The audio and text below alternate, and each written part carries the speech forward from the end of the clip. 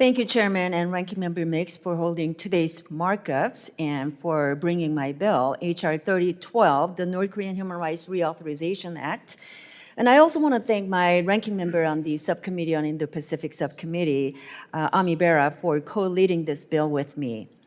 This bill reauthorizes and makes improvements to the North Korean Human Rights Act of 2004, which authorized humanitarian support for North Korean refugees, activities to get outside information into North Korea, and the appointment of a special envoy for human rights in North Korea. H.R. 3012 reauthorizes these activities through 2028 and strengthens oversight over these programs and calls for resumption of family reunifications for Korean Americans with immediate family in North Korea. Kim Jong-un's terror campaign against his own people is only growing more intense. The State Department's 2023 report on human rights practices in North Korea cites human rights violations including unlawful killings, torture, forced disappearances, political prison camps, arbitrary arrest, gender-based violence, restrictions of religious freedom, and forced sterilization. Women and children in North Korea face the most inhumane treatment in the world. Early this year, two 16-year-olds were sentenced to 12 years in labor camp for simply watching K-pop music videos. Child labor is institutionalized in North Korea, and women are forced into sex trafficking organized by government officials and human traffickers. Kim Jong-un's terror campaign is not limited to North Korean territory.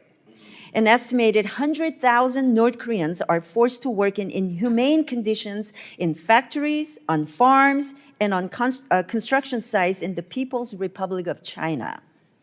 In a gesture of friendship from the Chinese Communist Party, or CCP, to North Korea, the CCP forcibly repatriates North Koreans wishing to defect. We need someone at the State Department dedicated entirely to working on North Korean human rights issues. And I'm pleased that the administration appointed Ambassador Julie Turner to fill the special envoy position. But I was disappointed that this position was vacant for too long. In the event that the position becomes vacant again, my bill requires the State Department to report on efforts taken to fill the position after the vacancy lasts 180 days. The reauthorization for the North Korean Human Rights Act of 2004 lapsed in 2022. We must get this legislation signed into law this Congress.